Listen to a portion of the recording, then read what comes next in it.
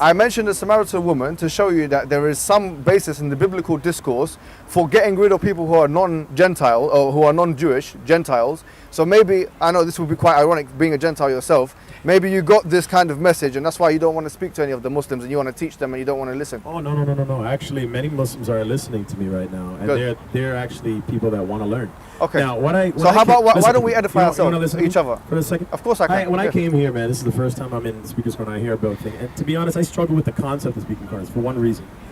Because why is everybody sitting in a park? First of all, it seems like the government wants everybody to stay in a park. People should be on the street preaching to people. I don't even agree with sitting in a park and secluding yourself. I'd rather just preach on the street. Fine, okay. Second, these people are arguing with each other in little corners. Everybody's just arguing over the same thing over and over and over and coming every single week. And I'm like, you know what, man? This is kind of silly.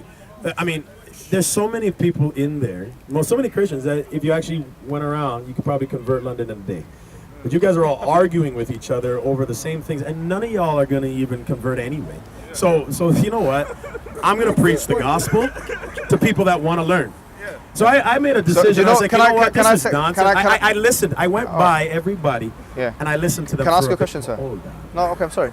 I went by and I listened a bit, and I see people arguing. Can we keep it civil, guys? There's no point in laughing. And you know what, man? I never got into preaching the word to just argue. Yeah, of course. I agree with you. I got into preaching the word. So can we have a discussion? Can I ask you a question? So that's my answer. When I was talking, I have no problem taking. And first of all, the accusation that I only talk to ignorant people. First of all, I preach on the street and people come to me. Okay. That same guy. So I'm here to speak to you now. That same guy, wherever he is, came to me many times, and I've debated him publicly on video, and he keeps losing.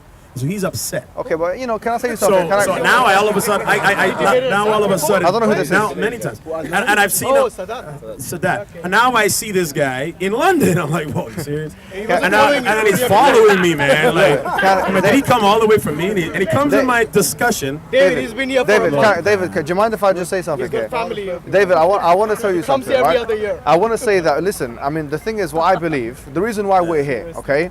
We do what you're doing sometimes. We go to the streets, we do our own thing, we do our dawah. You know what I'm talking about.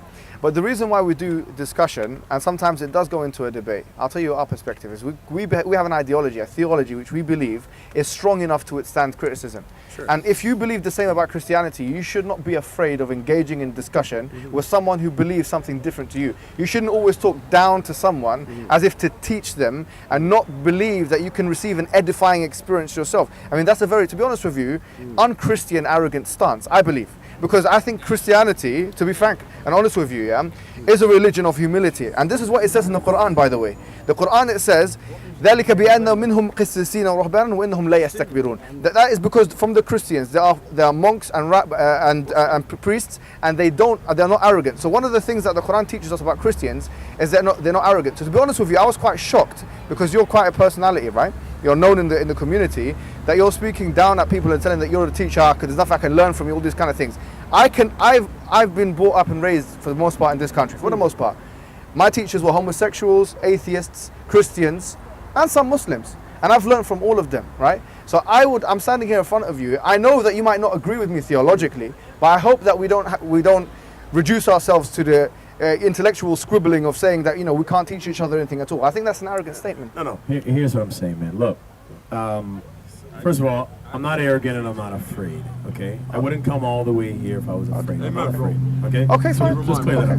If you think I'm arrogant, I don't know. I didn't say you were arrogant. Okay, I'm not. I said it was an arrogant statement. So you could be someone who's a good man, but you got an arrogant statement. I get it. Yeah. So basically what I'm saying is, look, when I'm in the middle of a dialogue, yes, sir. Or not in a dialogue, in the middle of what I'm saying, yes, sir, and people interfere and interrupt, yep, like I have no respect for that, right? Why not?